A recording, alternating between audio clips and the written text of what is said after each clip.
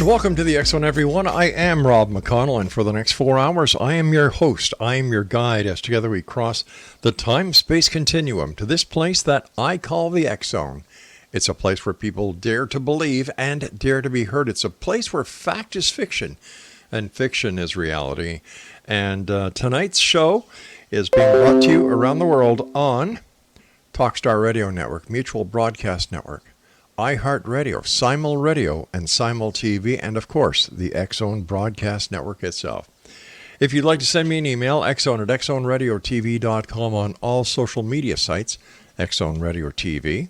And to find out about the programming we have available for you 24/7, 365 on the X Zone Broadcast Network, visit us at www.xzbn.net. Exonation, my guest this hour is J.R. Freeman, and he's the author of the Other World and Beyond book series. He is a United States Air Force veteran of 18 years that had 2 near-death experiences where he experienced the afterlife. Joining me now is J.R. Freeman. J.R., welcome to the X Zone.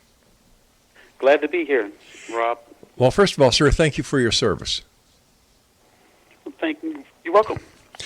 J.R., tell us about your 2 near-death experiences. Well, what had happened to me, I had an infection from 4 brain operations from hydrocephalus, which is fluid in the brain. Right. It collected, and it put me in a comatose state for a year. Oh, my gosh. And I went into the afterlife on the operating table for a brief moment on my first operation.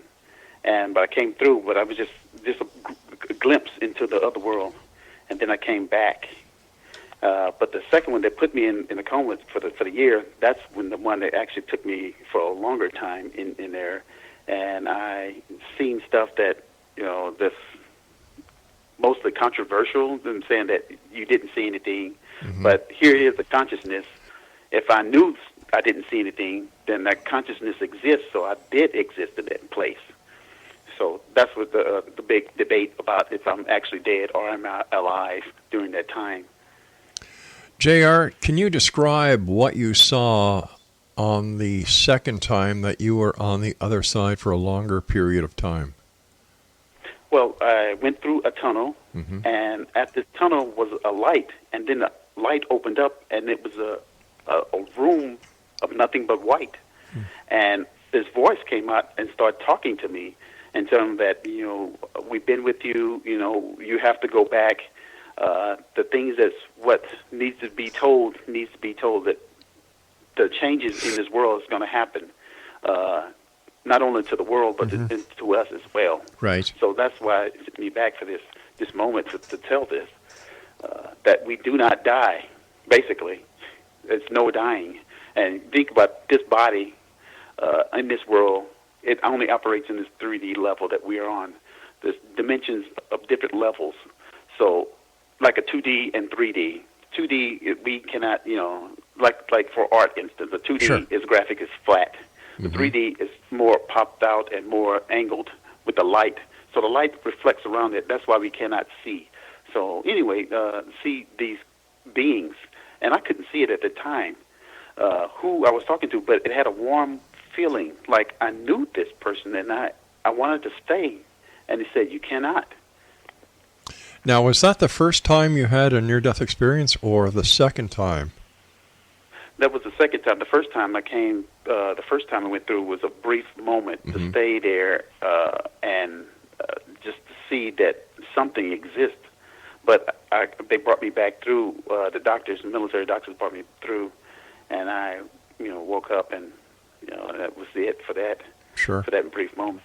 But the second time, how long do you believe, or how long did it seem that you were on the other side, conversing, or in this white room?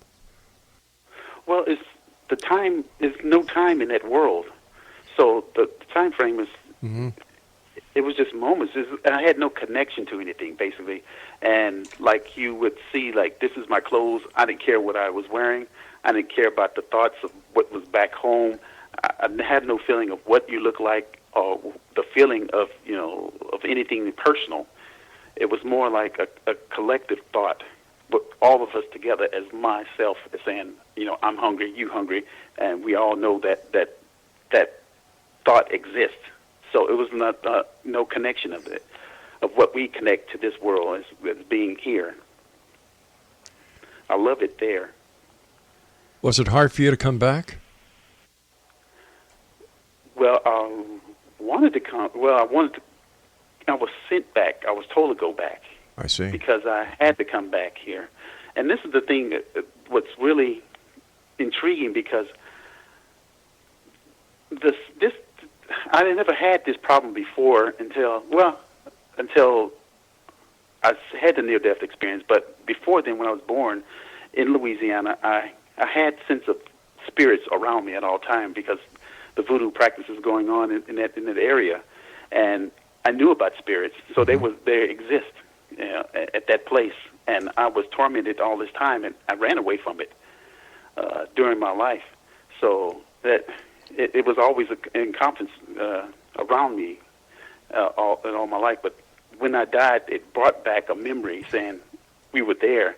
And here's the thing: when I did die and I came back, this being came to me again in this world and told me, say, I've been with you. I said, no, you haven't. I said, well, prove it. They said, well, go to your photo albums and look at all the albums that you've been to, all these clubs that you went to, all these strip clubs, and all the things that you did in the military that all the military guys do. I was there. I say, no, you wasn't. I say, okay. So I started reviewing those. And in those pictures was this light, and I could not figure out what the world that light was. I went through my photo albums, and I said, and I saw it, and it's like, here's this light. I said, and it said, that's me. And I kept flipping through it. That's me. And I said, oh, my God. So I started going through all of them, and then I showed my sister, and she's like, I don't know what that could be. And everybody else I showed it to, they say, who is that behind that? Well, I want you to see who is behind this light. I want to see what this is, this image. And they would say, I don't know. So, and this thing was saying it was, that's me.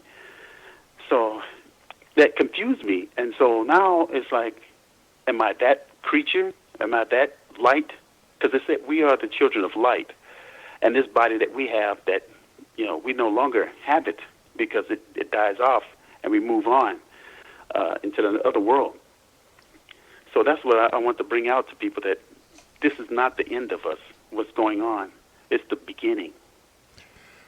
When you look back at the time that you spent in this, the other side, how has that experience changed your life when you came back on this side? Oh my God, I'm glad you asked that, because now, before I didn't have that's this thought that we have now. Like, I want to connect with people and tell them that there's something else than this world. There's something better. And I always kept quiet, even though that I had problems back at home when I was young in Louisiana, and I never told it to anybody until after my near-death experience. And it started changing me, and not only changed me in the way of, the physically, but the mental knowledge that was in this digital, like a mainframe, like a computer. I want to say like a computer, have all this knowledge, and you can grasp this knowledge, and you can pull it out and come to this world, and you start viewing future events, not only just the future events, but knowledge of like an inspiration. Most of the people have these inspirations when they,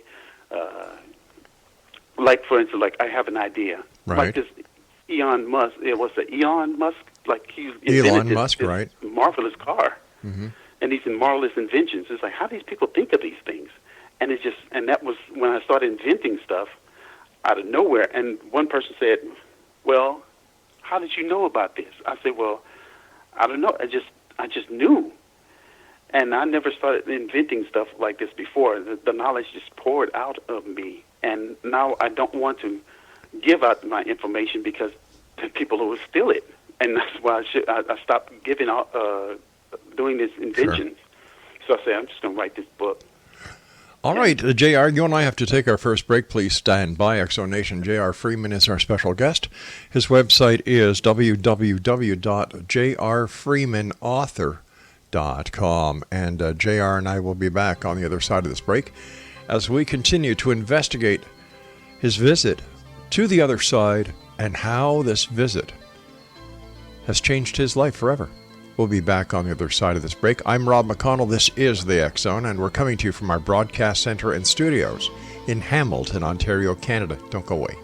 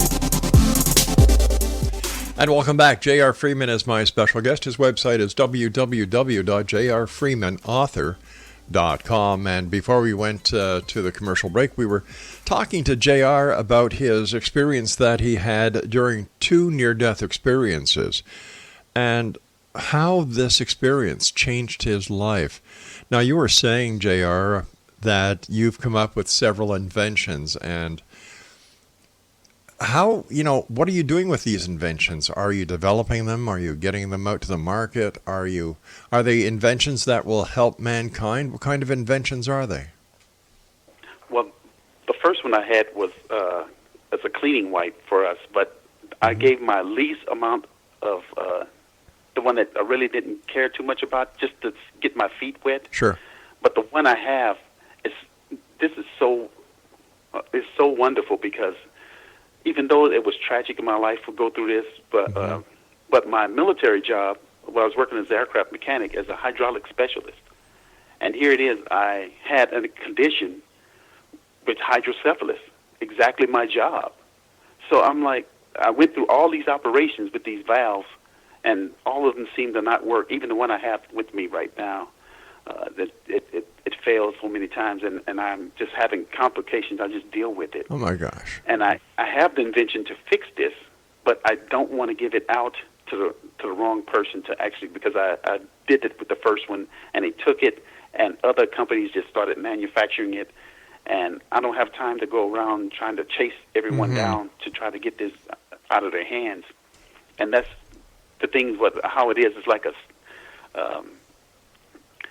I'll take your knowledge and I'll use it for myself, and that's what probably a lot of people gain this access to this, because it's open, it's freely for everyone to obtain this information from this like a source of consciousness, and these ideas and expressions come out, and that's why these guys are having so much difficulty with their inventions, and there are other people that's sabotaging their stuff.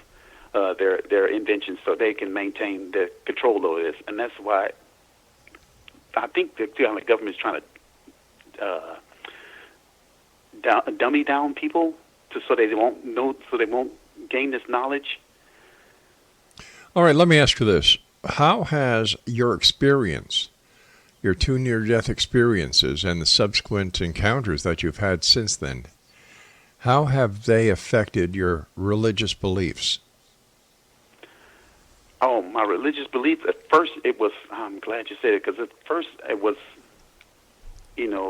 how the spiritual is constructed, the religions is constructed, and how they said we are agreeing that there is one deity, there is one God, there's one of this one, or Jesus Christ, or this. Or some people would say in another religion, that there is this person, this Yahshua, or another one.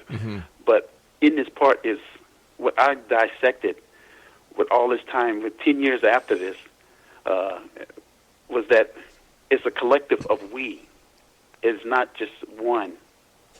And when it comes down to it, because I'm glad I'm always on your show, and I've been listening to you, and with your interviews, and when people think of religion and think of a spiritual, and think of aliens, and think of other beings from other worlds, I think of it as an intellect, as far as a knowledge, because it's like one of the same.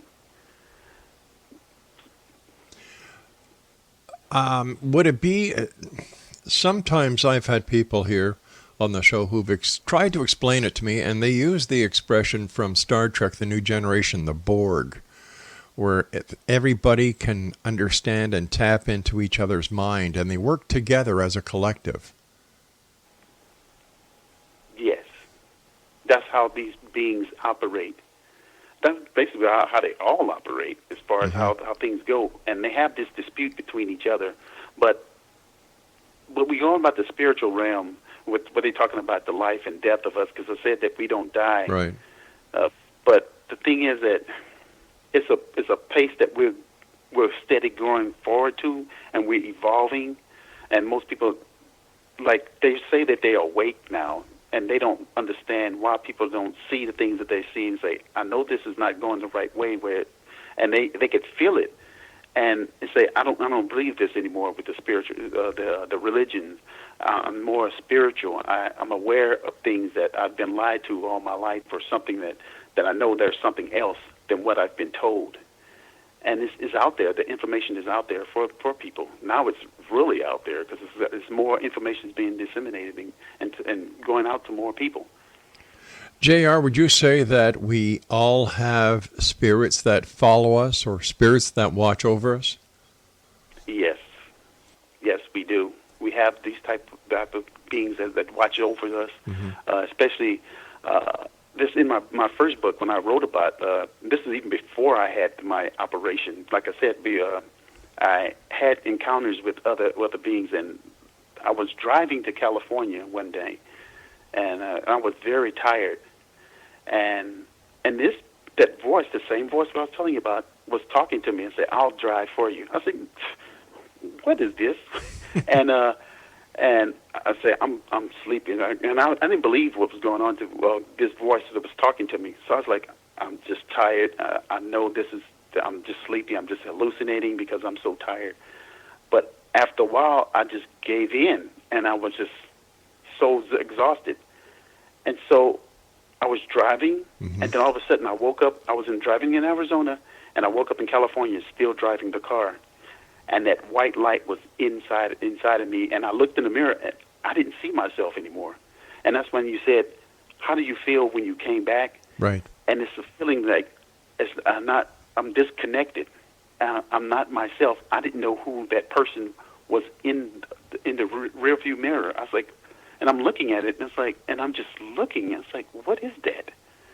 And I couldn't figure out what it was. And I looked to my side. My daughter was sitting, sleeping, and I couldn't figure out what that was and what it is. And it's like what, and I was like, who is controlling this? And I didn't control myself. I didn't know about myself. And it's like, who is controlling this car? Is it me or is it you? And that's when the light came on and said, I'm almost out of gas. And that's the only reason why it woke me up, because the gas needle was on E, and it was blinking and making noise. And I pulled over to the gas station. I called my mother. I said, Mom, I don't understand. And I explained it to her. It's like, what had happened? And she said, boy, she said in a southern accent, you need to go to the church, boy. You need to go to church. You need to start praying to God. And I was like, oh, my God. And I said, you didn't understand. This is way above that. It's something else that's inside of me. Right. And I couldn't figure out what it was. See, I've got a theory, JR, that the reason why people are going to spirituality or to other forms of religious belief is because Christianity and the established religious philosophies have not kept up with the times. And if we're looking at what happened to you as this light, this spirit, this angel that guided you, took over for you when you were so darn tired and prevented you from having an accident or falling asleep at the wheel. And if we were to put the events that happened to you like you have done in modern day terminology, we can actually relate it to some of the Bible stories, like your guardian angel and so on. Does this ring true with you? Yes. Yes, it does. I'm glad you said that, because my father is a minister, and all this time we would go to church, and I would pray, and all this time of prayer, nothing would happen. Nothing would happen. I was wondering if I was praying wrong, or what was I praying to? And the thing what came in our house is like this black smoke, and I was like, my dad's a minister. Why are we having all these problems? Yeah. What is going on? Why are we having those things in Louisiana? And all my life is like we're not alone on this planet.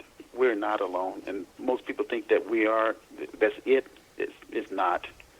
There's more beings. It's basically, this place is a zoo, and just we are being examined by these beings, and actually it's changing us, and they want to see our progression.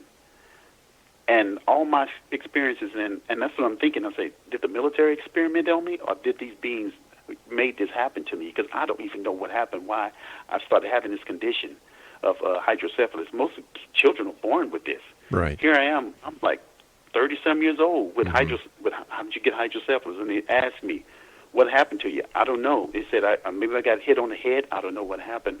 And then what was oddly about this, that the military doctor, one of the military doctors in neurosurgeon in England told me, you're faking this. You're just making this up. I said, I'm not making this up. I don't want you to just drill in my head. This is crazy. Why would I want you to do that? And ever since then, he just disappeared. This guy, they took him away. I don't know what happened with him. I never saw him again after that. All right, JR, stand by, my good friend. You and I have to take our commercial break with the news at the bottom of the hour. Stand by. And Exonation, my guest this hour is J.R. Freeman.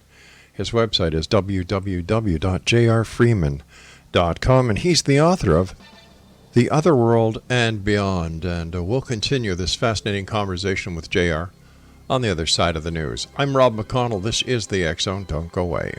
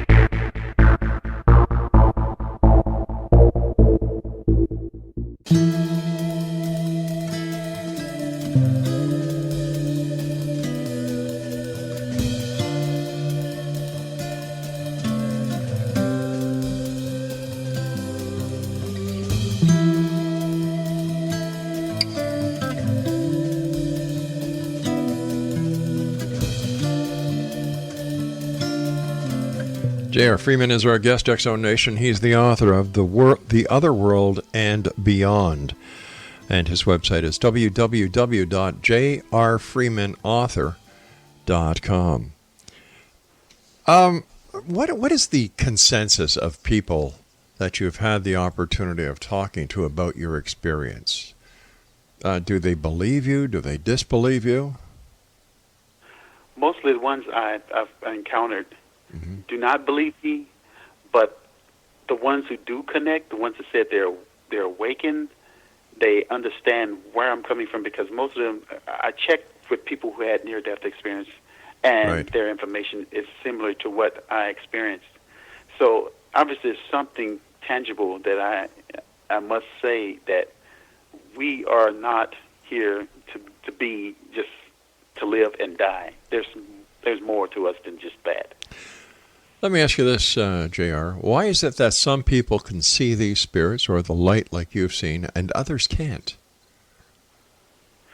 Well, I've seen them ever since I was born. I don't know how those people cannot see them or feel them around. I sense things with these beings with my spiritual eyes, and mostly the frequency changes inside in my area, and I can sense things around me.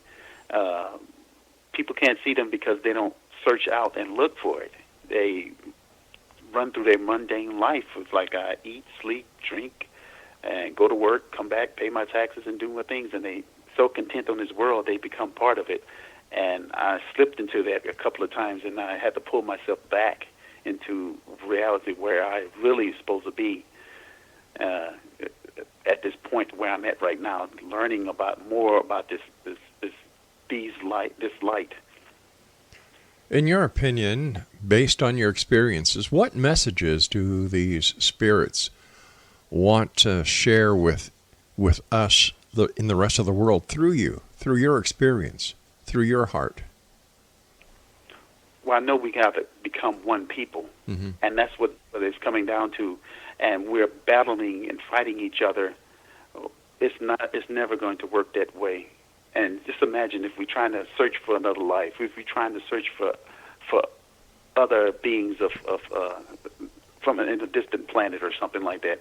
If we cannot get along with each other here, how can we get along with people, other beings from another place, or even after we pass on? How can we get along with someone else that's there?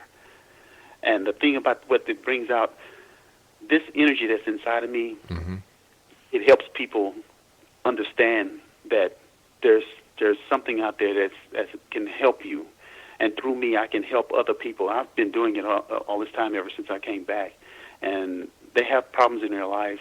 Maybe they have, they're sick or something's wrong with their family. They can't seem to have somebody's on drugs. They can't have a good relationship with their husband or a good relationship with their wife.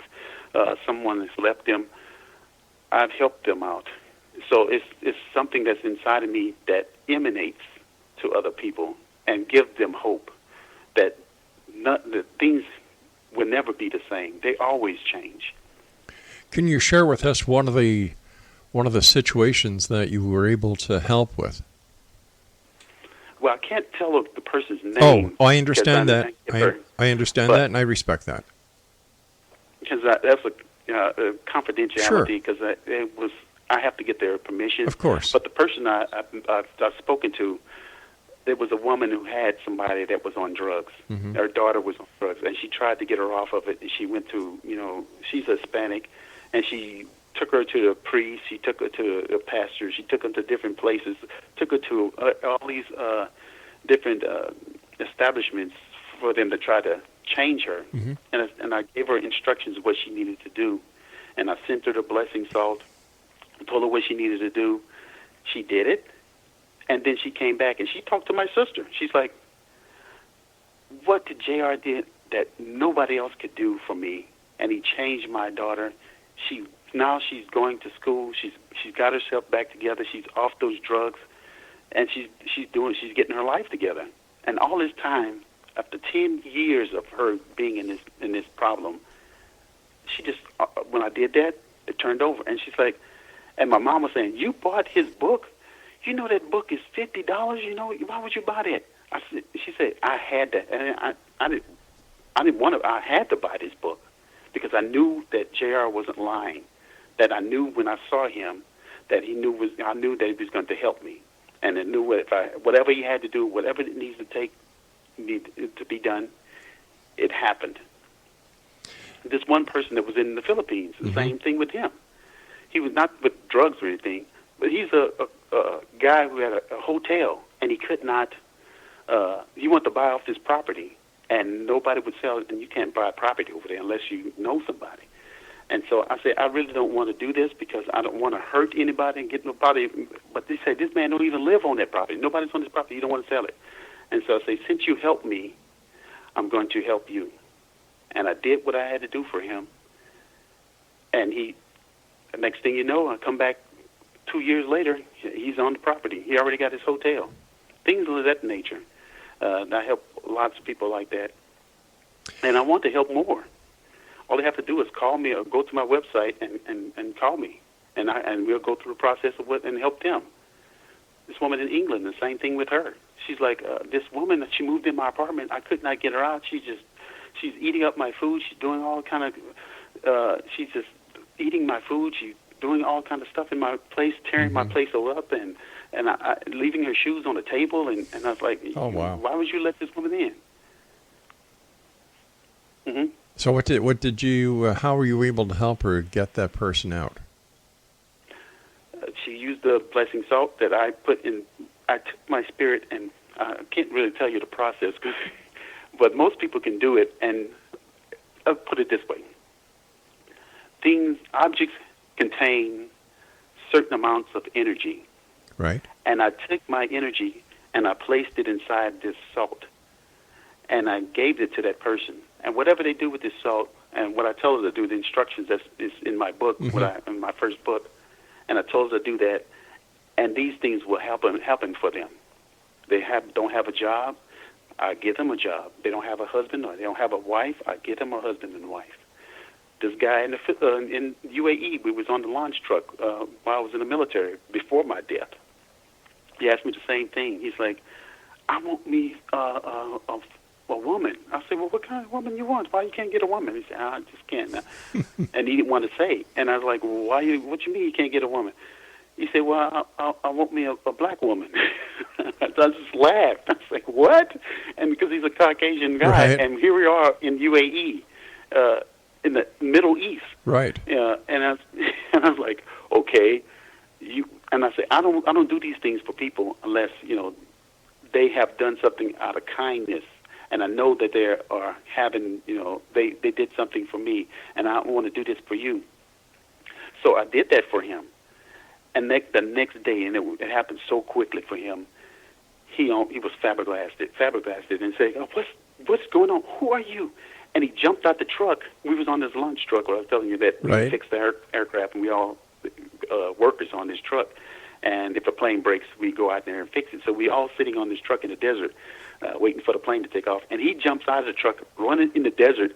And I was like, where is this guy running to? Run him down, go get his truck. Yeah. So he gets back on the truck. He said, what is wrong with you? I said, he said, I can't talk to you.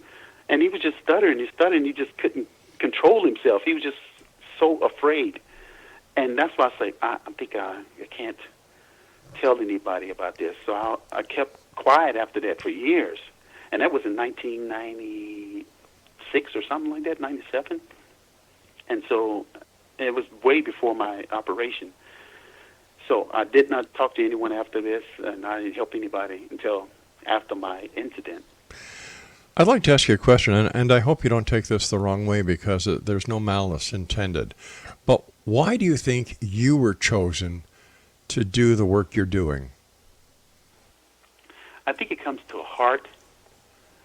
When you have the heart, and it chooses people. It chooses, and I've been chosen at birth. I didn't walk into this. This time, like I want to do this, and my mom wanted to place me in being a minister. I said I don't want to do that, and I never did. I said I don't want to be a minister. I don't want to do that. It's not my calling, and it's something. If I can give this to somebody else, please, you can have it, and all my torment, all the pain that I went through, all my deaths and all this, you can have it, that person. If they want to feel it, that's a blessing, because it's more of a torment to me. And it hurts. I get depressed a lot, but I still go and I still help people, and I'm still kind towards others. But the thing is, the kindness doesn't come back to me. It's not reciprocated, so it's like, I'm sorry to hear that. I truly am. Mm-hmm. Stand by. We've got to take our final break. And when we come back, wrapping up this hour, we'll continue this conversation with our very special guest this hour, J.R. Freeman. His website is www.jrfreemanauthor.com. And he's the author of The Other World and Beyond, as well as other books. We're going to be talking to J.R. about his other books when we come back to this place that I call the X Zone. Monday through Friday from 10 p.m. Eastern until 2 a.m. Eastern. And JR and I return. Interesting story. Interesting man. It's nice to know there are people out there who care enough to give, to help. This is what the world needs more of. Thank you for being with us, JR. We'll be back on the other side of this break. Don't go away.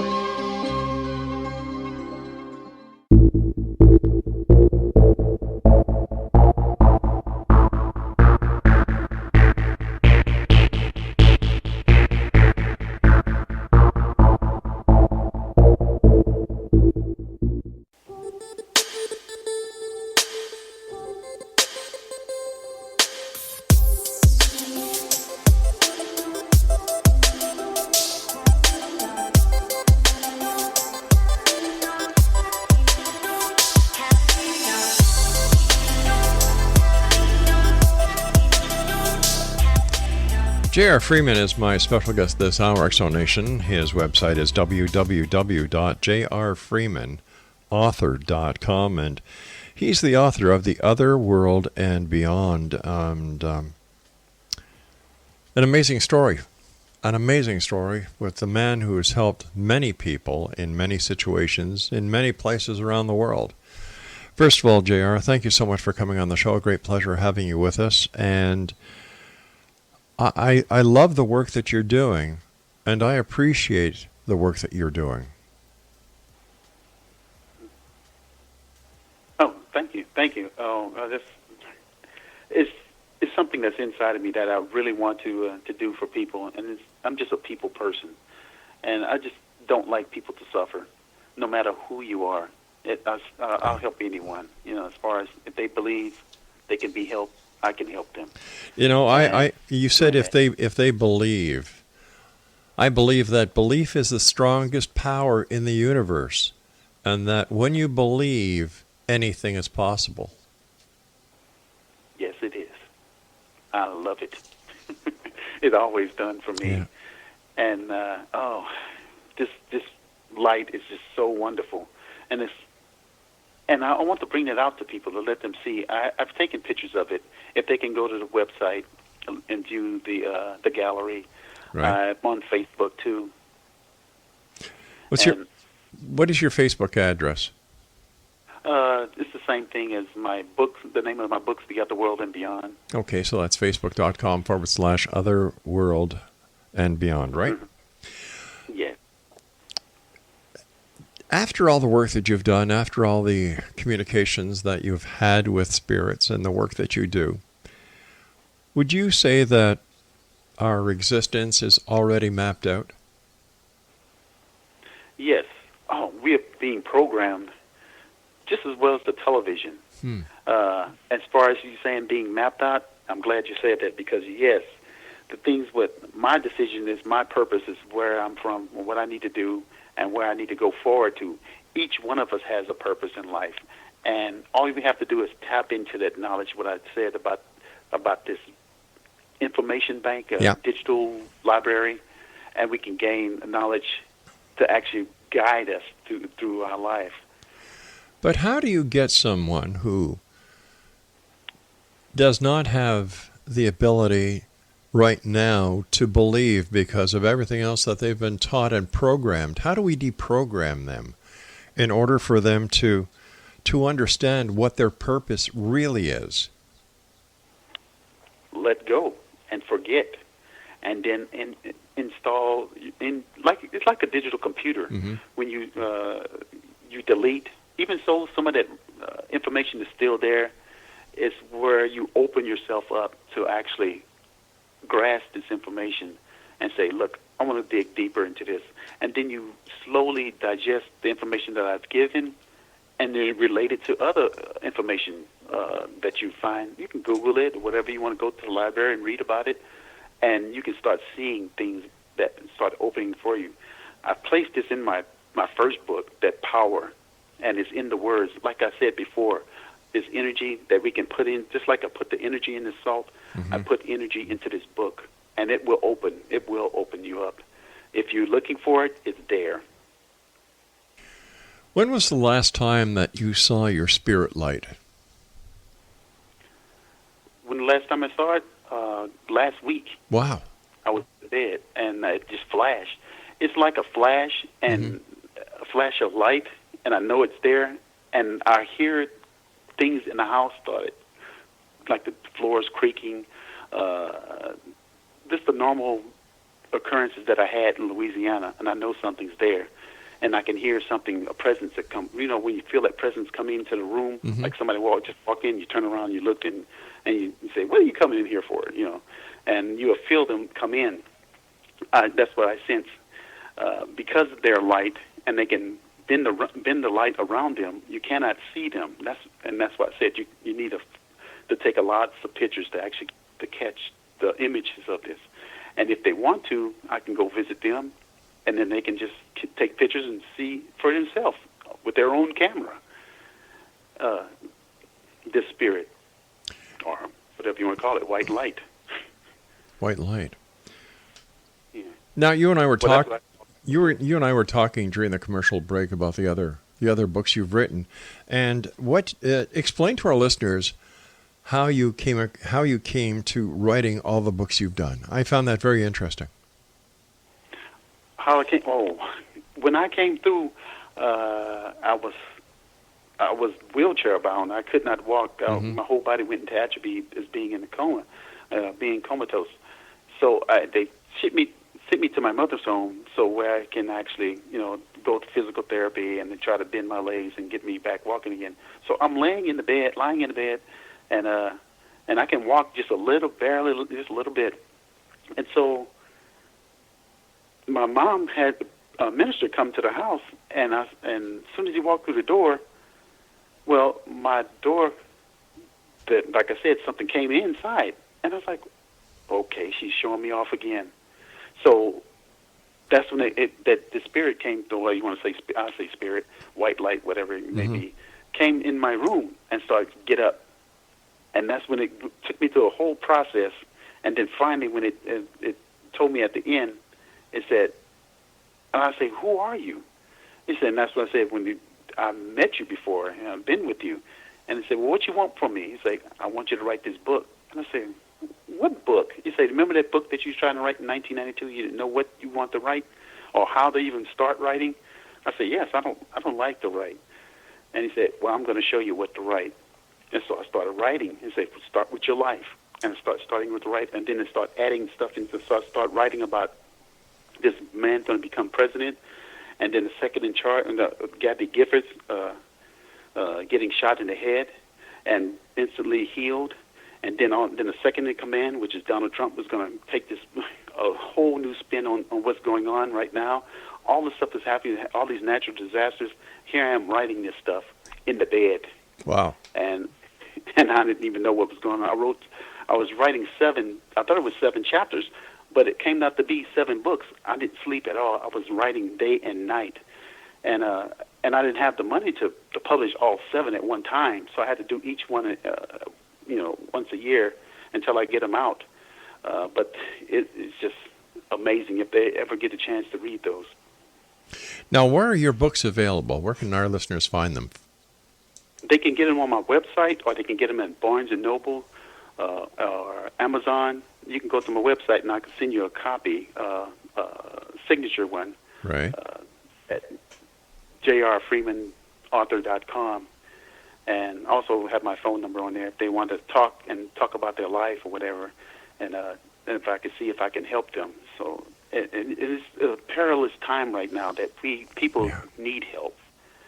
There's so much false help out there, so much false people that actually take their money and just, here you are. Oh, Nothing. I agree with you 100%. The internet is full of those people who claim to do a lot, but in reality, they're nothing else but scammers, and they just want your money. Yeah. not like that. Just give me a shot. Just give me a try. And if you don't believe me, just buy me a cup of coffee. We'll go just talk over it. Listen, what are your final thoughts for what's your message that you would like to give from your heart right now to all the people who are listening to you around the world on the X Zone? If you have anything that needs help, give me a shot.